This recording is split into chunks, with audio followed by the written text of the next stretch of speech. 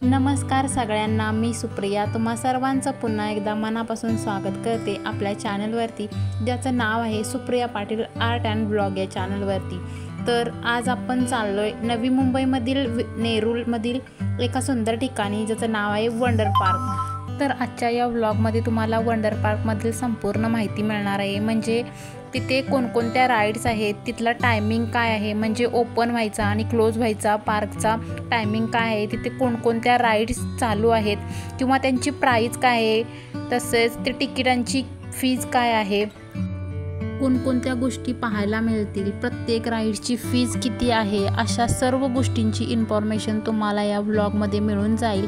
जर तुम्ही फॅमिलीसोबत येण्याचा विचार करत असाल तर हा व्हिडिओ नक्की शेवटपर्यंत पहा, तुम्हाला योग्य ती इन्फॉर्मेशन यामध्ये मिळेल। आम्ही चाललोय आता इथे नेरूळच्या दिशेने।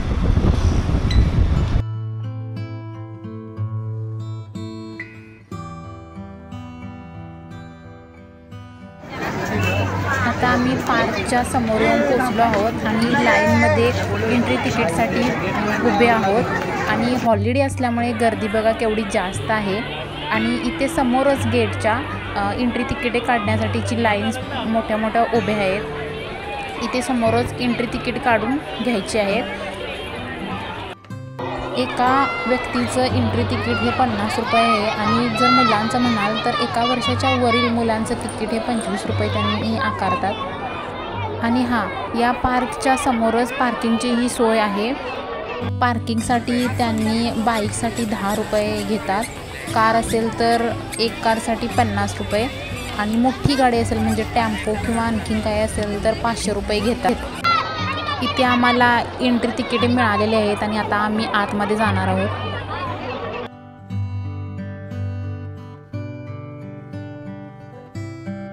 तर फायनली आपण पार्कच्या आतमध्ये पोचलो आहोत। थोडीशी इथे वंडर पार्कला कसं पोचायचं आहे आणि वंडर पार्कविषयीची माहिती देते। मुंबईमध्ये जिकडे पण तुम्ही राहता तिथून तुम्ही नेरूळ स्टेशनला पोचायचं आहे। नेरूळ स्टेशनपासून वंडर पार्क हे कमीत कमी 1.4 किलोमीटर अंतरावर आहे। तुम्ही तिथून ऑटो रिक्षाने पण येऊ शकता। शेअरिंग ऑटो असेल तर पर पर्सन 20 रुपये घेतात आणि स्टेशनपासून पार्कपर्यंत पोहोचण्यासाठी जवळजवळ 15 ते 20 मिनटं लागतात। आणि पार्क हे दिवसातून 2 वेळा ओपन असते, सकाळी आणि दुपारी। सकाळी 6 ते 12 आणि दुपारी 3 ते रात्री 9 वाजेपर्यंत सुरू असते। सोमवारी पार्क बंद असते आणि इतर दिवशी चालू असते। पार्कमध्ये आल्यानंतर तुम्हाला सर्वात प्रथम असं काही दृश्य दिसेल। तिथेच फूड कोर्ट पण आहे, तिथे खाण्यासाठी पदार्थ वेगवेगळे मिळतील। त्याच्या बाजूलाच वॉशरूम आहे, त्याच्या बाजूलाच पोडियम पण आहे, तिथे रात्री वॉटर शो पाहायला मिळतो। इथे आपल्याला काली आणि जग्गू पण पाहायला भेटतात, तसेच आपले 7 वंडर्स पण पाहायला भेटतात।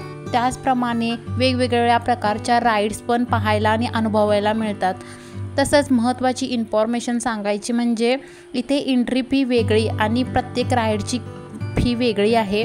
म्हणजे एंट्री फी 50 रुपये आहे आणि प्रत्येक राईडची म्हणजे एका राईडची फी ही 50 रुपये आहे। चला तर मग बघूयात 7 वंडर्स आणि राईड्स कोणकोणते आहेत ते।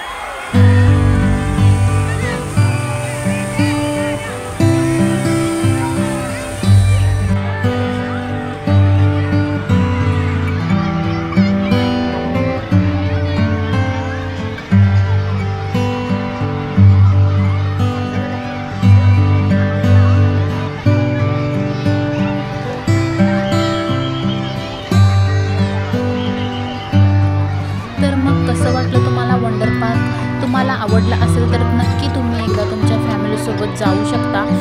आणि तुम्हाला एक सगळ्यात महत्त्वाची इन्फॉर्मेशन देते, ते म्हणजे पार्कमध्ये कोणत्याही प्रकारचे ऑनलाईन ट्रान्झॅक्शन होत नाही, त्यामुळे तुम्ही स्वतःजवळ कॅश कॅरी करा। आणि तुम्हाला व्हिडिओ आवडला असेल तर नक्की लाईक करा, शेअर करा आणि सबस्क्राईब करा। धन्यवाद।